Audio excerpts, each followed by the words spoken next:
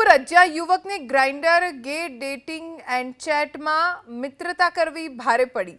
4 યુવકોએ સાથે મળીને ગે એપથી એક યુવક સાથે ચેટ કરી યુવકને મળવા બોલાવી તેને લૂંટી લીધો। જો કે યુવક પાસેથી રૂપિયા રોકડા નહીં પરંતુ ડિજિટલ રીતે ટ્રાન્સફર કરાવ્યા। યુવકનો આરોપ છે કે ગે ડેટિંગ એન્ડ ચેટ નામની એપ્લિકેશનમાં તેનો સંપર્ક હિતેશ નામના યુવક સાથે થયો।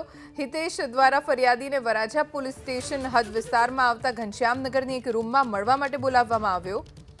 જ્યારે આ યુવક એપ્લિકેશન પર સંપર્ક થયેલા હિતેશને મળવા માટે ઘનશ્યામનગરના રૂમ ખાતે ગયો તે સમયે અજાણ્યા ઈસમો એકાએક જ રૂમમાં આવી ગયા અને અહીંયા શું કરો છો તેવું કહીને ફરિયાદીનો મોબાઈલ લઈ લીધો।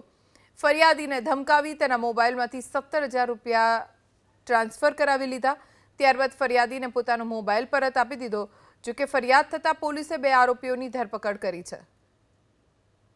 આ કામના ફરિયાદીએ પોતે 10 દિવસ પહેલાં આ એપ્લિકેશન ડાઉનલોડ કરેલી, જે તે વ્યક્તિએ આ ફરિયાદીને પોતે વરાછા ઘનશ્યામનગર ખાતે બોલાવેલા અને એ દરમિયાનમાં રૂમમાં ફરિયાદી તથા આ કામના આરોપી હિતેશ બંને જણા વાતો કરતા હતા। એ દરમિયાન અન્ય 3 ઈસમોએ આવી જઈ અને શું કરો છો એમ કહી અને ધમકાવી અને ફરિયાદીનો મોબાઈલ લઈ અને પોતે આ ગૂગલ પે એકાઉન્ટ ફરિયાદી વાપરતા હોય તો એ ગૂગલ પે એકાઉન્ટમાંથી 17,100 રૂપિયા ટ્રાન્સફર કરાવી દીધેલ।